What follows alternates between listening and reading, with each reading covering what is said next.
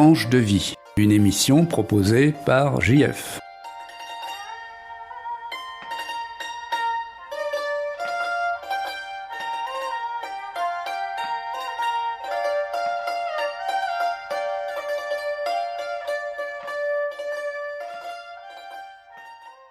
Vous avez tous entendu parler, certainement, chers auditeurs, des temples d'Angkor au Cambodge.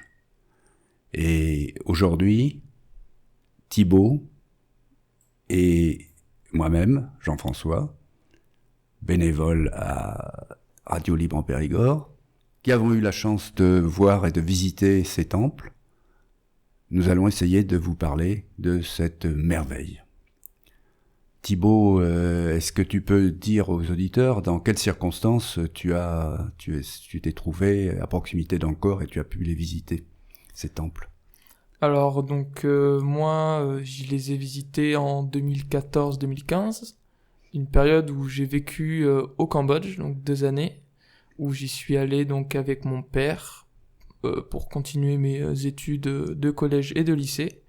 Donc j'ai vécu dans Siem Reap, très proche des temples, et donc forcément il fallait bien faire des visites de ces temples, donc j'ai pu en faire plusieurs avec des personnes qui sont venues visiter aussi des amis à nous Siem Reap. Donc tu as passé 2 ans à Siem Reap, comme tu dis, et qui est, il faut le rappeler, la petite ville qui se trouve juste au sud de la grande zone où se trouvent ces temples qui sont disséminés, ces temples qui, je le rappelle, dont la construction s'est échelonnée entre le 6e, le 7e, 6e, 7e oui, et le 15e siècle de notre ère. Donc qui ont été des édifications successives, accompagnées probablement de la construction d'une ville, puisqu'il fallait bien que il y ait des gens qui construisent ces villes, mais qui aussi les nourrissent et les fassent fonctionner.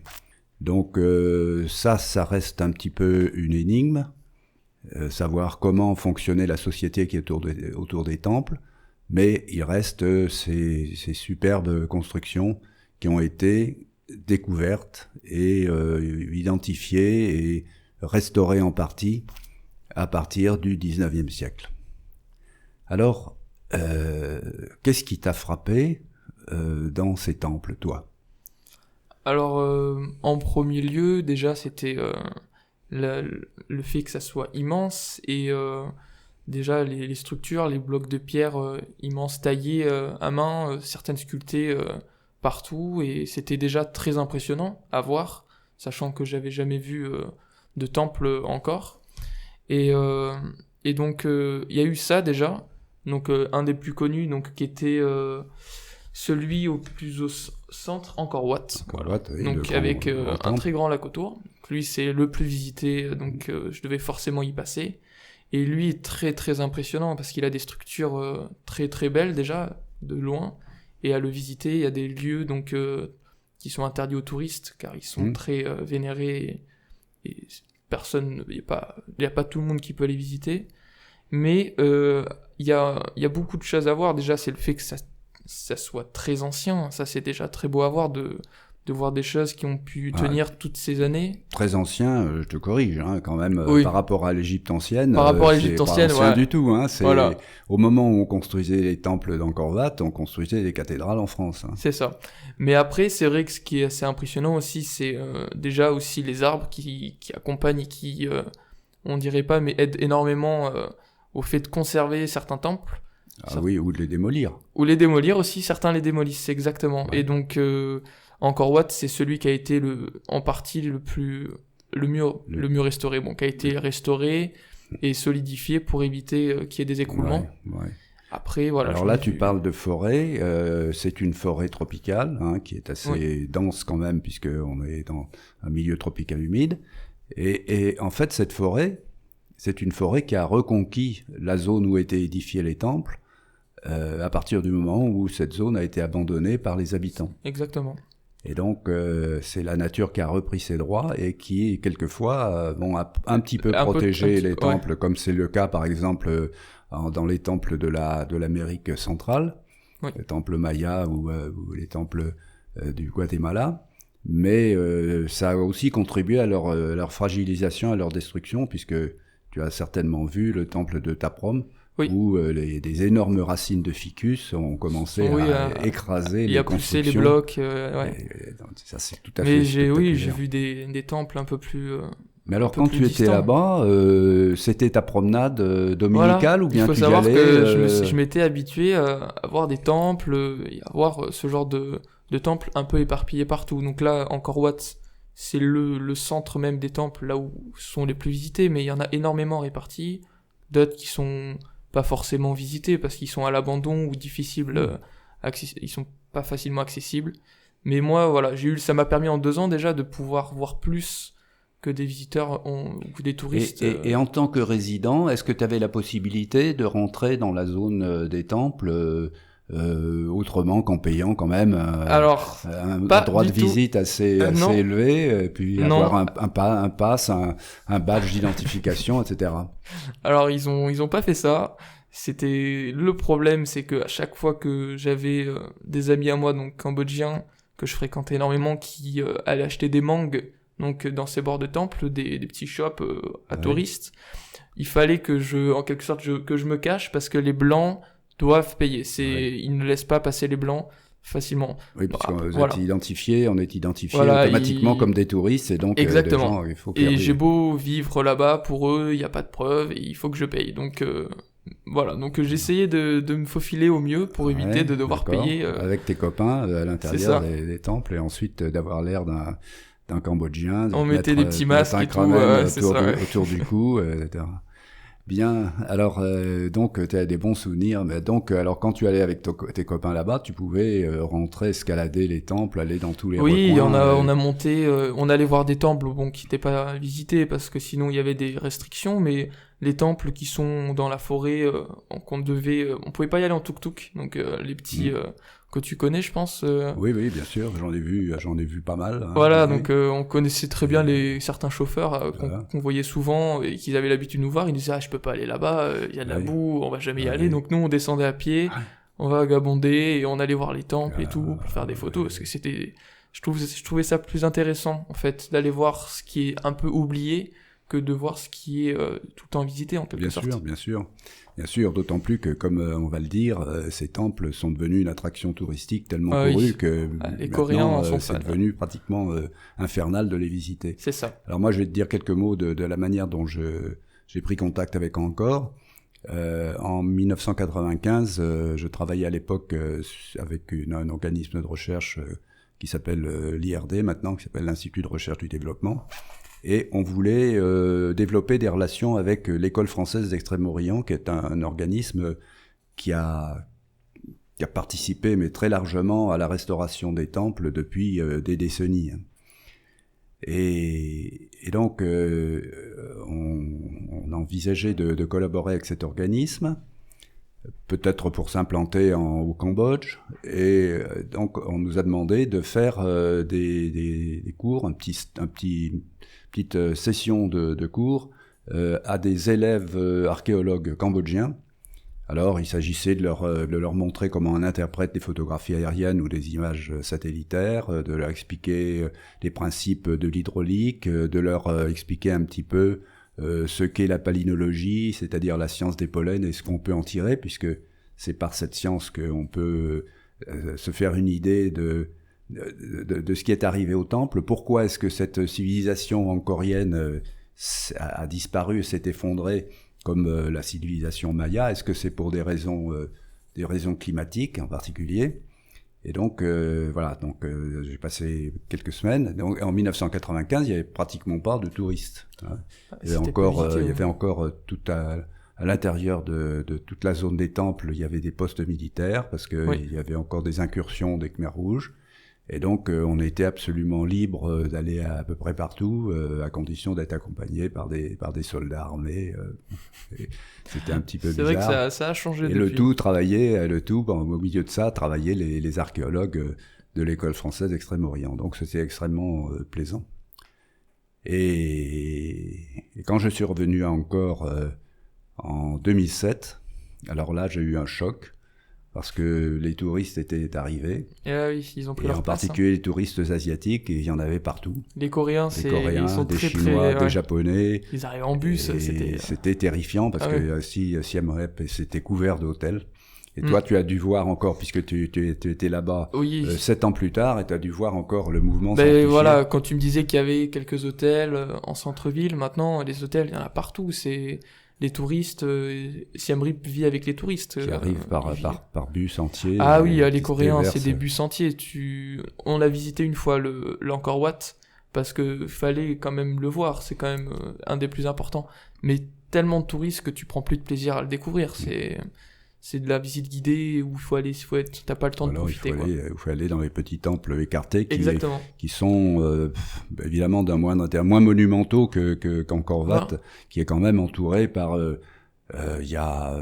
crois qu'il y a plusieurs kilomètres de Oui. bas-reliefs Ah oui, dans oui. les galeries d'Angkor Wat, enfin, des Exactement. bas-reliefs qui sont Et, extraordinairement bien conservés. j'avais un chauffeur donc de tuk-tuk qu'on a gardé 1 an avec nous à nos côtés, qui était notre chauffeur privé qu'on avait réquisitionné juste pour nous, qui habitait à côté de chez nous.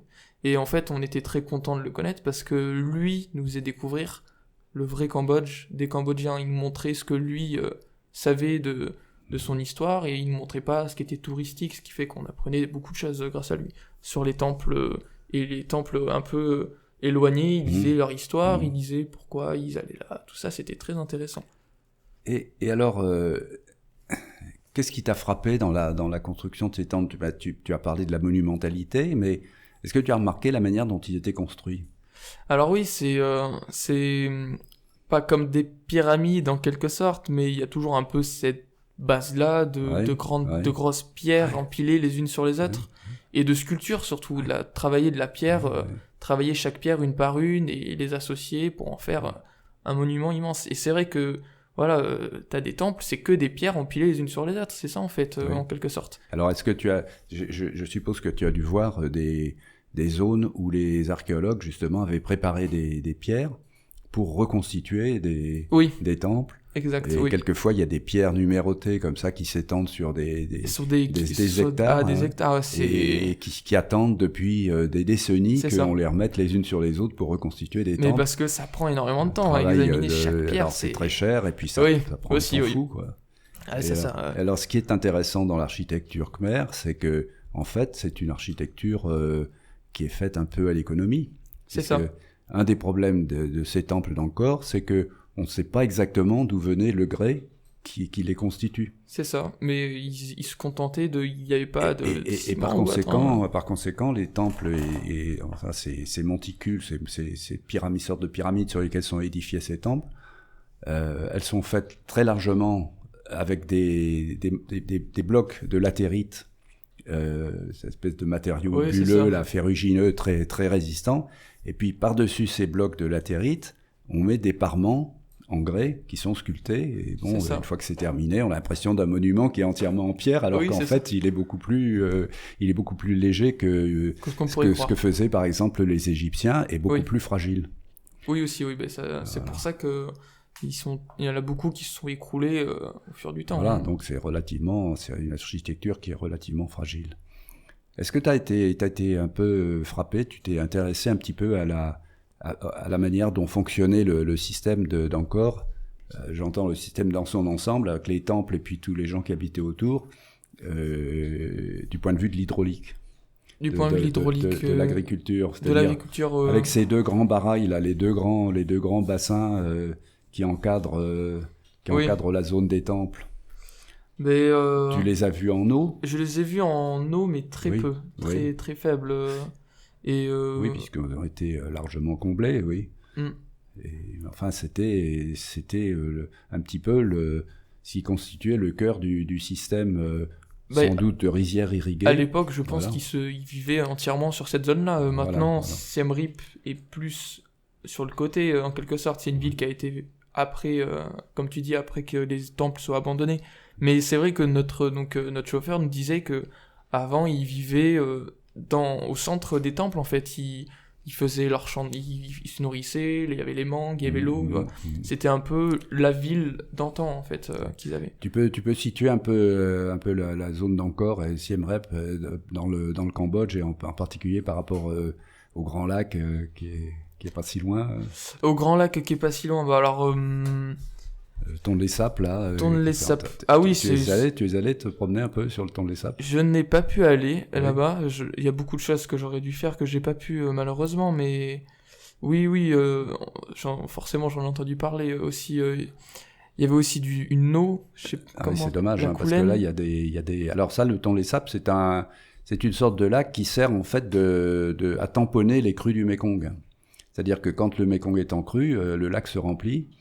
Et puis ensuite, il continue à fournir son eau au fleuve, en particulier à la partie inférieure du fleuve, quand il pleut plus, quoi. C'est la saison sèche. Mais c'est une zone qui est extrêmement active du point de vue de la pêche.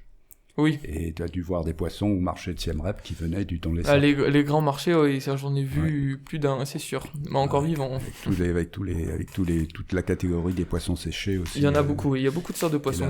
Visiter des fabriques de Nyokmam, non? De Nyokmam, oui. Oui. Ouais, ça par contre, tu peux expliquer un petit peu aux auditeurs comment on fabrique le Nyokmam? Comment expliquer les rillettes de poissons, les choses de... C'est des choses qu'on voit sur le coup qui sont assez choquants parce que ils ont une façon de faire qui est pas habituelle en France. C'est du poisson, enfin si, parce que c'est du poisson qui est mis dans la saumure et puis qui est pressé et qui est fermenté un petit peu. Et qui est très très bon. Par contre, sur le coup, quand on les voit faire, on se demande si c'est bon à manger sur le coup, mais c'est vrai que il faut savoir goûter. De toute façon, là-bas, j'ai un peu appris à dépasser ce genre de choses. Que ça soit pour... ils sont... Je sais pas comment dire, ils sont pas bordéliques, mais c'est vrai qu'ils ont tendance à pas se prendre la tête sur certaines choses. Hein. Alors là, c'est intéressant la remarque que tu fais, parce que est-ce que tu peux nous parler un petit peu du caractère des Cambodgiens, puisque apparemment, en tant qu'adolescent, tu avais des bons copains et avec qui tu as fait peut-être pas les 400 coups, mais enfin les 350. Oui. Et alors, raconte-nous un petit peu quelle est la mentalité des Cambodgiens. Alors, la mentalité, celle sur laquelle je prends le plus exemple, j'ai pas eu le temps pour en parler, c'est donc mon chauffeur qui habite juste à côté de chez moi, et qui est très très vie cool, vie simple, il se contente de ce qu'il a. Ça, c'est très important. Il est tout le temps souriant. Ils sont tout le temps tous très chaleureux, à vivre de ce qu'ils ont. Et ce qui était assez drôle, c'est que eux, tout ce qui est comme la vision que, par exemple, avait mon père de économiser son argent, savoir l'utiliser, savoir avoir une vie bien cadrée, ils l'ont pas du tout. Clairement, mon chauffeur avait cette vision de dès qu'il y a de l'argent, faut le dépenser. Donc, il était très flemmard aussi. Je vous avoue que en tant que chauffeur, il se contentait de ce qu'on lui donnait au mois et n'allait pas chercher d'autres clients. Ouais. Et c'est un peu la réputation qu'ont les Cambodgiens, être des gens qui sont easygoing, qui vivent au jour le jour et facilement. Mais ils sont très très simples et ils sont très chaleureux. Si on les compare aux Vietnamiens, en particulier aux Vietnamiens ils sont du Nord, différents. Les Vietnamiens sont très âpres et ça. Puis très calculateurs. Ah oui, non, les Cambodgiens sont très très cool. Ils se prennent pas la tête. Moi, je sais que quand je sortais donc en centre-ville avec mes amis, le soir ou la journée, qu'on tombait par exemple sur des Cambodgiens comme ça par hasard ou qu'on parlait avec eux, tout de suite ils rigolaient, ils se prenaient pas la tête. J'ai jamais eu de problème en 2 ans au Cambodge, alors qu'en France c'est différent. Les caractères des gens sont différents. Ils sont tous très très calmes et ils savent profiter de ce qu'ils ont et du peu qu'ils ont aussi. Comment expliquer, puisque tu as dû en avoir des échos quand même quand tu étais là-bas, qu'un pays qui est présenté comme un pays où les gens sont doux et gentils et faciles à vivre, ait connu la tragédie des Khmers rouges avec ces horribles massacres qui se sont produits. Alors oui, donc les Khmers rouges, ça j'en ai beaucoup entendu parler, j'ai même visité des musées. Est-ce que des gens t'ont parlé des souffrances qu'ils avaient endurées Alors parler pas vraiment. Alors en fait, moi je suis allé voir un musée qui exposait tous les massacres. Oui. Voilà, tous les massacres un peu, toutes les armes qui ont été utilisées, en quelque sorte, tout ce que ça a pu apporter, même maintenant encore, ça apporte encore de la souffrance sur certaines personnes, sur des enfants et sur des familles. Je sais qu'ils en parlent très peu. Genre, c'est un peu tabou. Je sais que mon chauffeur, il en parlait pas vraiment. C'est un peu quelque chose qu'ils aiment pas vraiment. Ils trouvent ça. Ils aiment pas trop cette idée-là de la guerre ou autre, ça c'est sûr, ils sont pas du tout. Compréhensible qu'un pays n'aime pas parler d'une guerre civile qui a été aussi sanglante et où les gens se sont entretués entre eux. C'est vrai que sur le coup, en les voyant aussi souriants et pleins de vie, se dire qu'ils ont vécu ça, des fois ne nous viendrait pas l'idée, toute la souffrance qu'ils ont eue, parce que je suis allé voir en fait, c'était des Français qui avaient fait un centre d'accueil pour les enfants ayant perdu leurs parents, donc des orphelins, et qui ont, à cause de cette guerre-là, vécu, ça a engendré sur eux. Donc, il y a beaucoup au Cambodge de mines. Je sais pas si t'as dû en entendre parler. Oui, bien sûr. Donc, ils sont constamment en train, de déminer des zones qui sont encore dangereuses et donc interdites au public. Et donc, j'ai connu des Français qui ont fait donc cet fameux endroit pour orphelins qui ont été touchés par des mines ou qui ont perdu des membres et qui se retrouvent à l'abandon dans la rue. Combien de fois ça fait bizarre quand t'arrives dans une ville de voir des enfants par terre en train de te mendier. Donc, à qui il manque une main ou un pied ou une jambe. Pour les Khmers, quand j'en parlais à mon chauffeur, je dis vous ne faites rien, comment ça se passe? Il fait non, mais c'est normal comme ça. Pour eux, ils vivent comme ça, ils se prennent pas la tête, c'est comme ça, c'est la vie. Voilà, c'est la vie et ça va nous servir de conclusion en regardant ensemble justement un de ces magnifiques statues, ce magnifique visage du Bayonne, un des temples d'Angkor, ces énormes visages qui sont caractérisés par une sorte de sourire serein. C'est ça, sourire serein. Et on laisse passer le temps, et quoi qu'il arrive, le bien ou le mal nous est infligé d'ailleurs.